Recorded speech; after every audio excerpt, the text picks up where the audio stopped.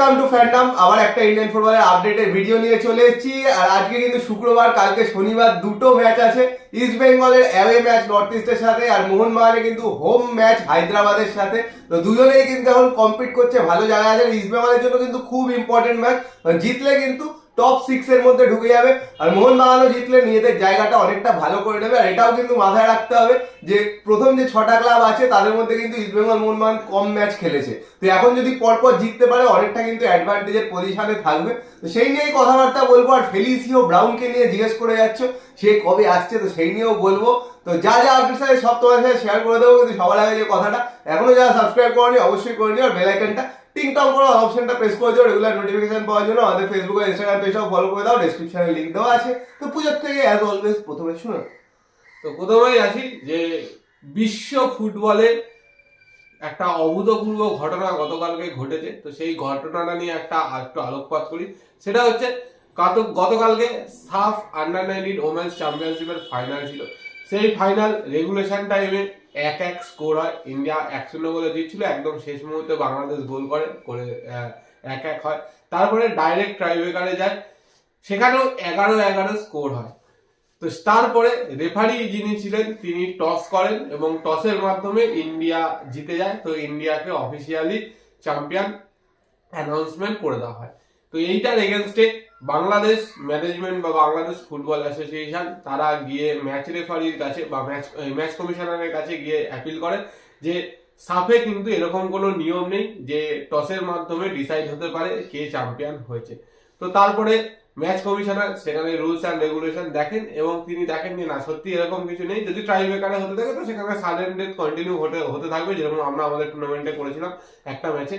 তো সেটা হতে থাকে। তো তিনি গিয়ে বাংলাদেশ ম্যানেজমেন্টের কাছে ক্ষমা চান এবং বলেন যে না, 30 মিনিট সময় দেওয়া আছে ইন্ডিয়া টিমকে মাঠে আসার জন্য, সেইখানে এসে আবার ডিসাইড হবে।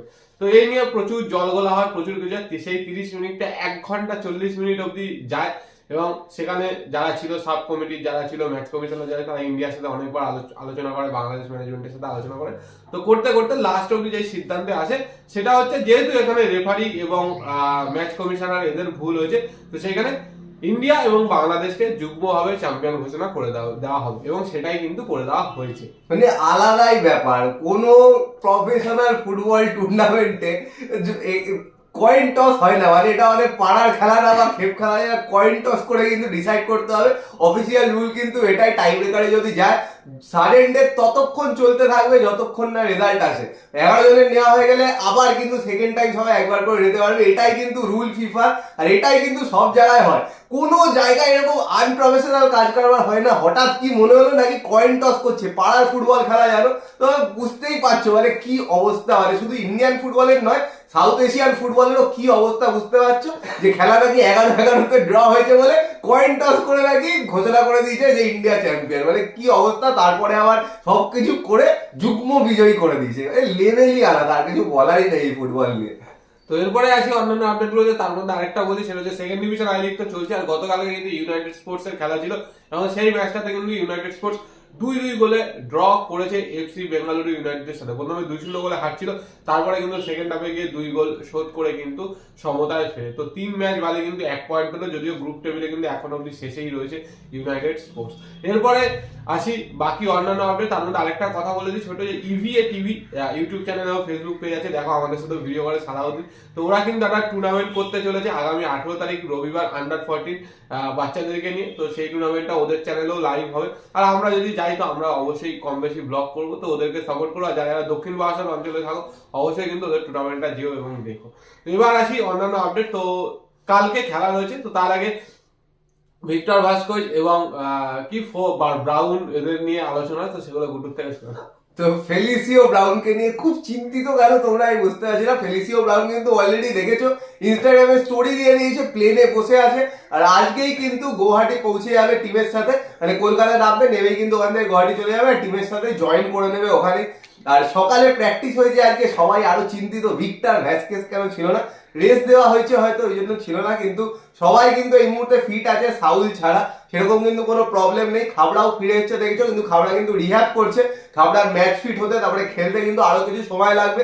আর সাউল তো তোমাদের বলেই দিয়েছে পুরো 1 মাস নেই, আবার হয়তো পরের মাসে দেখতে পাবে মার্চের 6 তারিখে যে খেলাটা আছে সেখানে হয়তো সাউল ফিরবে। কিন্তু নতুন যে দুই বিদেশি তারা কিন্তু অ্যাভেলেবেল আছে, কিন্তু একজন সবে এসছে আজকে, মানে আজকে আসছে, কালকে ফেলিসিও ব্রাউনকে খেলাবে না এটা ধরে নিতে পারো।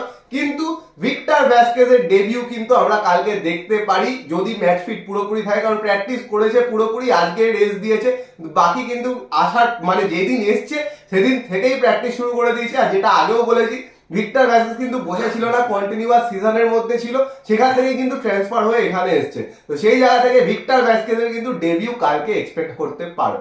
আর আরেকটা কথা বলেছি, যেটা বললো ভিক্টর ভাস্কোভিচকে নিয়ে, তো অনেক জায়গায় খবর আসতে পারে যে আজকে ভিক্টর ভাস্কোভিচ প্র্যাকটিসে ছিল না, তো ওর শরীর খারাপ হয়েছে, পেট খারাপ হয়েছে, এরকম অনেক কিছু হতে পারে। তো আমাদের একজন খুব কাছের দাদা ভাই বন্ধু তিনি গেছিলেন প্র্যাকটিসে, তিনি ছিলেন, তো তিনিও খুব চিন্তিত ভিক্টর ভাস্কোভিচকে প্র্যাকটিসে না থেকে।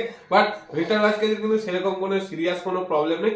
মেবি যেটা গুড্ডু বললো আজকে হয়তো রেস্ট দিয়েছে, কারণ অনেক এসছে, তো সেখানে কন্টিনিউ প্র্যাকটিস করলে হয়তো প্রবলেম হতে পারে, একটু ওয়েদারের সাথেও অ্যাডজাস্টমেন্ট করার ব্যাপার আছে, তো সেইখান থেকেই কিন্তু রেস্টের ব্যাপারটা হতে পারে। আর বাকি তো মোটামুটি ফুল টিমই অ্যাভেলেবেল রয়েছে, মাহেশও কিন্তু অ্যাভেলেবেল থাকবে। শুধু সৌভিক চক্রবর্তীর কার্ড নিয়ে একটা বিশাল বড় কনফিউশন রয়েছে, তো সেটা জানে না যে আদৌ সৌভিক চক্রবর্তী খেলবে কি খেলবে না। তো এরপরে আসি বাকি অন্যান্য আপডেটের মধ্যে। চোট আঘাত নিয়ে তো আপাতত কিছু নেই, তো চোট আঘাত তো বলে দিয়েছি, হামিল আর আনোয়ার ওইদিকে তো চোটে রয়েছে। এবার ওদেরটা দেখা যাক কবে কি হয়, কারণ অফিসিয়ালি আমাদের ইন্ডিয়াতে কোনো টিম বা কোনো ক্লাব জানায় না যে কার কি চোট আছে, কতদিনের মধ্যে সে ফিরতে পারবে। তো সেটা নিয়ে যদি অফিসিয়ালি কিছু জানায় সেটা নিয়ে তো বলে দেবো। আর অনেকে টিকিট নিয়ে জিজ্ঞেস করছো, বলে রাখি মোহনবাগান ভার্সেস হায়দ্রাবাদ ম্যাচে কিন্তু ফ্রি টিকিট দিচ্ছে। তো যারা যারা ফ্রি টিকিট কালেক্ট করতে হয় সকাল 10:30 থেকে বিকেল 5:30টার মধ্যে মোহনবাগান ক্লাবে এবং যুব ভারতী গেট নাম্বার 4 থেকে কিন্তু টিকিট নিতে পারবে। আমাদের একজন টিকিট তুলতে গেছে, B2, C3, C1, B1, B3 সব ফ্রিতে দেওয়া হচ্ছে। C2 টিকিট চাইলে 30 টাকা চাওয়া হচ্ছে। এটা মানে বক্স অফিস থেকে মানে কাউন্টার থেকে বলছে তারা 30 টাকা দিতে হবে, তাহলে টিকিট দেবো, এইটা হলো ব্যাপার। তো আশা করা যায় যে আগামীকালকেও মোহনবাগান ম্যাচের ফ্রি টিকিট দেবে। আর ইস্ট বেঙ্গলের অনলাইন এবং অফলাইন টিকিট আজকে থেকে দেওয়া হচ্ছে। অফলাইন দেওয়া হচ্ছে ইস্ট বেঙ্গল ক্লাব থেকে সকাল 10:30 থেকে 5:30, আর অনলাইন দেওয়া হবে হচ্ছে যুব ভারতীর গেট নাম্বার 1 থেকে সকাল 10:30 থেকে 5:30। ম্যাচ ডেতেও কিন্তু টিকিট দেওয়া হবে। তো ইস্ট বেঙ্গলে যেটা বললো ওটা 13 তারিখের খেলার জন্য, আর মোহনবাগানের যেটা বললো সেটা কালকের খেলার জন্য। কালকে কিন্তু ফ্রি টিকিট দিচ্ছে, যারা যেতে চাও। উইকেন্ড আছে, শনিবার রাতে কিন্তু খেলা, তো অবশ্যই কিন্তু টিকিট কেটে মাঠ ভরাও, টিমকে চিয়ার করো। আবার কিন্তু এফসি কাপের সময় যে বিশাল ভিড় হচ্ছিল, 30,000 লোক হচ্ছিল প্রায়, ওরকম কিন্তু মাঠ ভরিয়ে তোলো। আমরাও যাবো, ব্লগও কিন্তু পেয়ে যাবে কালকে, তো অপেক্ষা করো। আর যা যা বক্তব্য আছে, কি বক্তব্য এত ইনজুরিজ নিয়ে, ইনজুরির কনসার্ন নিয়ে, নতুন বিদেশি নিয়ে, তো দুই ক্লাবেরই সমর্থক কমেন্ট বক্সে কমেন্ট করে জানিও। আর ভিডিওটা পছন্দ হলে লাইক করে দিও, শেয়ার করে দিও, আর চ্যানেলটা অবশ্যই সাবস্ক্রাইব করে দিও, আর বেল আইকনটা টিং টং করে দাও রেগুলার নোটিফিকেশন পাওয়ার জন্য। তো চলো এখনের জন্য টাটা।